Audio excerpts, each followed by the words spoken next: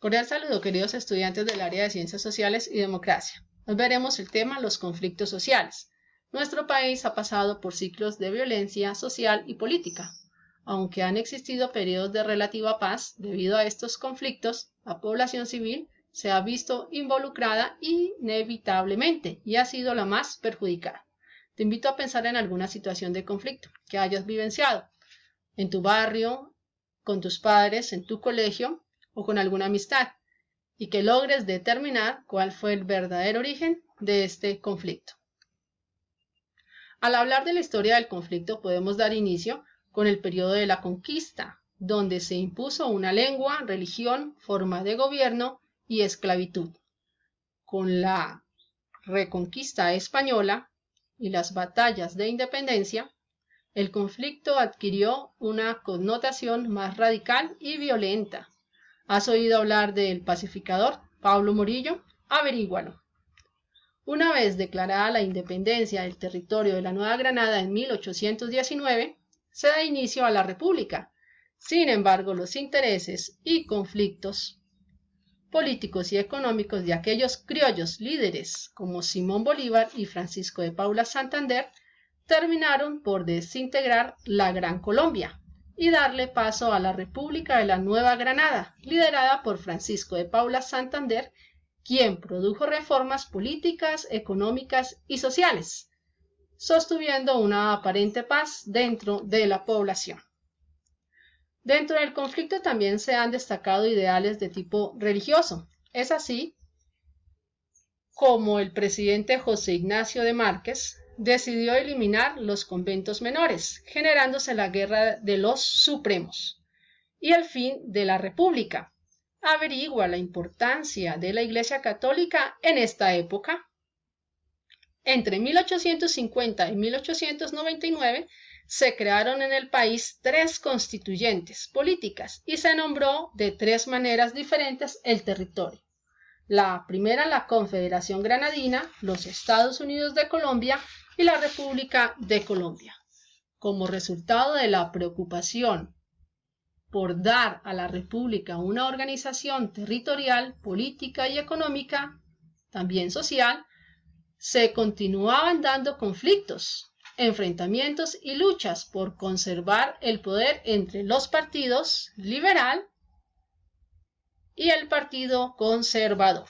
Estos conflictos dieron origen a los periodos conocidos como el Olimpo Radical del Partido Liberal y la Regeneración Conservadora del Partido Conservador. A pesar de muchas reformas generadas, continuaba el conflicto de orden político, ya que no se logró devolver algún poder a algunos sectores. Además, se presentaba una crisis económica por la caída del precio de materias primas como el algodón, el cacao y el tabaco. Y para completar, los conservadores decidieron mantenerse indefinitivamente en el poder, lo que generó conflictos civiles muy fuertes y originó la Guerra de los 1000 días. En el siglo XX, este conflicto trajo como consecuencia la separación de Panamá. La sociedad colombiana enfrentó a lo largo del siglo XX varios momentos de inestabilidad, producto de los enfrentamientos entre los dos partidos políticos. A comienzos del siglo XX continuaba la lucha por el poder entre liberales y conservadores, dando origen a las hegemonías políticas, hegemonía liberal y hegemonía conservadora. La hegemonía conservadora gobernó entre los años de 1900 y 1930 y la hegemonía liberal gobernó entre los años de 1930 y 1946. Durante la segunda mitad del siglo XX, Colombia vivió un nuevo periodo de violencia como consecuencia del asesinato de Jorge Eliezer Gaitán, conocido como el Caudillo, hecho que se dio en el 9 de abril de 1948. Tras los sucesos del Bogotazo, como fue conocido este hecho, las diferencias entre los partidos políticos se agudizaron, al extremo de que los seguidores de cada partido se organizaron en grupos armados. Los liberales formaron guerrillas en los departamentos de Tolima, Meta y Cundinamarca, y los conservadores organizaron los llamados chulavitas en Boyacá y en Cundinamarca, los pájaros en el Valle y los aplanchadores en Antioquia, y entre estos grupos generaban fuertes enfrentamientos. Ante esta situación se estableció la primera dictadura militar al mando del general Gustavo Rojas Pinilla, y se genera una ley de amnistía que buscaba que los grupos guerrilleros entregaran sus armas a cambio de perdonar sus delitos, protegerles su vida y reintegrarlos a la vida civil, como un proceso de paz. Tras la renuncia de Rojas Pinillas en el año de 1957, se dio origen al Frente Nacional por medio de un plebiscito nacional el día 1 de diciembre de 1957, donde el 95% de la población aceptaba la creación del Frente Nacional. Entonces, durante 4 años gobernaban los liberales y en los siguientes 4 años gobernarían los conservadores, lo que trajo una calma al conflicto por un tiempo de 16 años, hasta 1974. Para finales del siglo XX, algunos grupos sociales se sintieron excluidos del Frente Nacional. Por tanto, decidieron organizarse en guerrillas rurales y urbanas, donde estos grupos se sintieron identificados con algunas ideas políticas del comunismo y con algunos procesos sociales de países latinoamericanos.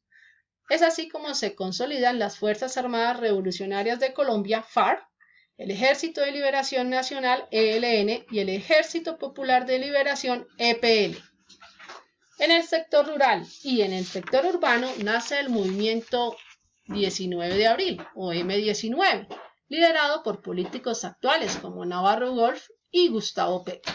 Todos estos grupos perpetraron acciones que involucraban a la población civil y en muchas formas de una manera muy negativa, mediante operaciones militares.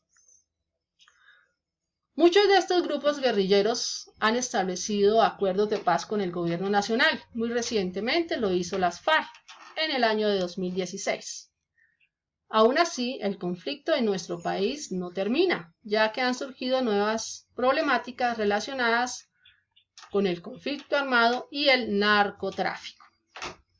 Los actores principales del conflicto armado en Colombia durante la fase de 1964 y 1980 corresponden a confrontaciones entre las guerrillas de primera generación y las fuerzas militares, donde se dio un debilitamiento de la guerrilla a finales de los 60 y principios de los años 70.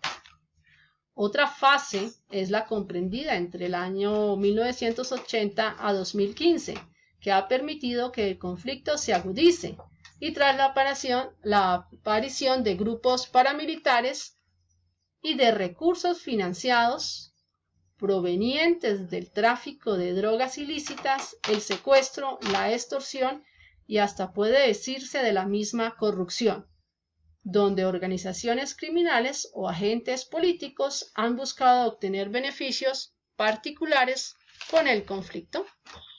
Entre algunos factores del conflicto social tenemos, como ya lo mencionaba anteriormente, el narcotráfico, el secuestro y la extorsión, que son generadores financieros para estos grupos armados, el debilitamiento del Estado, surgimientos de nuevos grupos armados a nivel rural y urbano, y también el factor de la desigualdad y la inequidad social de nuestro país.